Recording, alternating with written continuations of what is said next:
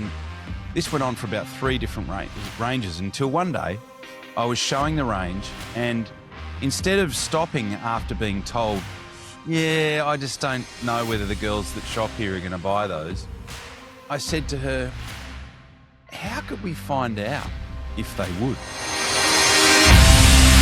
Welcome to the Master Dealmaker's Secrets podcast. And now, here's sales growth strategist, John Blake. Welcome to Master Dealmaker's Secrets. I'm John Blake. This is episode 259. And today I'm going to share with you one question that caused a 400% increase in sales. So what we know is that questions are incredibly powerful, and the example I'm going to give you today is an exact example of how it can make a massive difference. So this is an experience that I had many years ago when I was running a fashion agency, but it was literally how one question caused a 400% increase in sales, not just on that day, but over the years that came after it. So let me explain a real life example and how a well-crafted question at the right time can instantly turn a yes from a no into an actual paying client. So many salespeople hear a statement from a client and assume that it's an objection, and they don't investigate it. So I'm going to give you a real life example about when this happened to me and how I handled it. If you've ever been talking to a client and they simply made a statement instead of actually asking them to further explain what they meant to you, and you treated it like an objection and became defensive, what I'm about to share with you will be really, really powerful. So if you're like most people in sales, you have probably had this happen multiple times and you responded in exactly the same way and you didn't even know that you were doing it. So I'll give you an example. So I made this mistake and how, as I said, how fixing it caused a 400% shift in my sales results. So I actually used to have a fashion agency, and I actually used to be the agent for Vans shoes. And I was selling my winter shoe range to a surf shop that was nowhere near the ocean.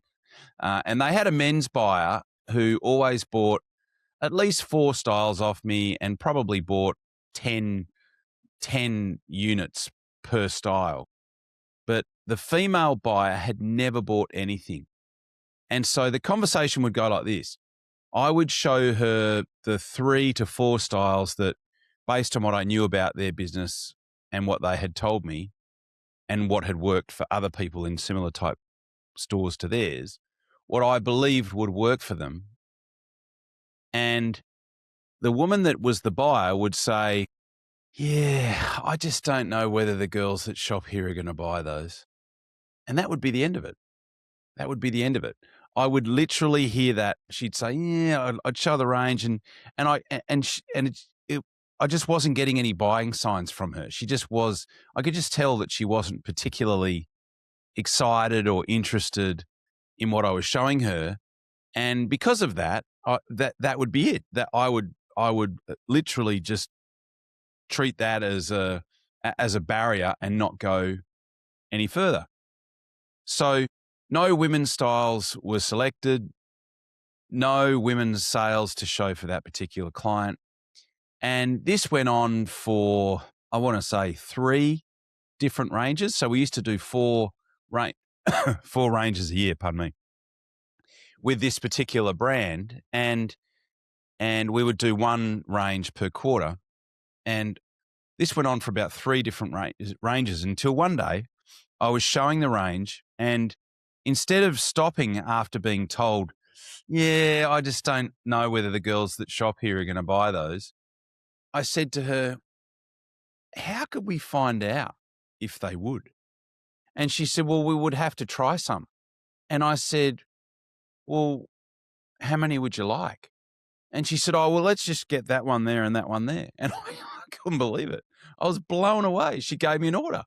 And it was the exact same client, the exact same range, the exact same shop, one different question made the difference. I couldn't believe it. And it wasn't just that range that she bought. She would then buy each range that I would come out and show her. And so suddenly, instead of just selling men's to that particular client, I was selling both men's and women's. So often you might hear something like, your quote is more expensive than the others that we have, right? And you treat that as an objection, but really it's just a statement. So there's a few different ways that you could potentially respond to that. You could assume it's a no sale and that they're simply buying on price.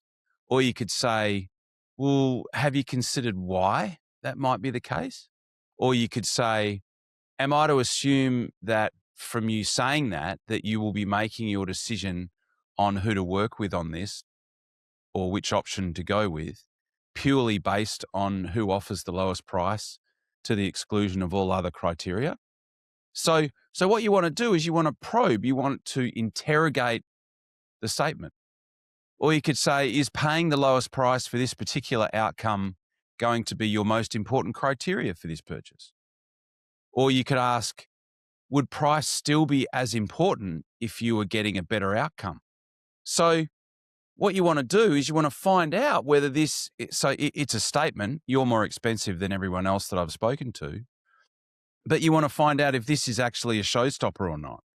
Because the last thing that you really want to do ideally is discount. So you could say, okay, well, your quote is more expensive than the others that we have. It's a statement. So instead of getting your back up and becoming defensive and sort of, changing the tonality and suddenly, going into convincing mode, the whole idea is to probably pause a beat or two and say, have you considered why that might be the case? You say, I'm not aware of what my competitors charge, but have you considered why our fees might be more than our competitors? Or are you aware of why our fees might be higher than our competitors? So the idea is to simply investigate deeper by asking some more questions to uncover if it is in fact a stumbling block, or if it's just an observation, or if it's just a simple statement. So try this out on your next sales call. Instead of jumping into defense, ask another question. Simply probe deeper to better understand what's really being said, and you will definitely make more sales as a result. But if you don't make the sales, it will be because you have qualified somebody properly, and you have gotten to the bottom of what that statement really means. Because a statement is just a statement. It's not until you interrogate it that you actually get a sense of how important it is to the buyer. So I hope that helps. Once again, thanks so much for tuning in, and I will talk to you on the next podcast. Cheers. You've been listening to Master Dealmaker Secrets with John Blake. Subscribe to get more in-depth strategies and maximize your sales process with new episodes every other week. And double your inquiry to sale conversion with the lead flow you already have.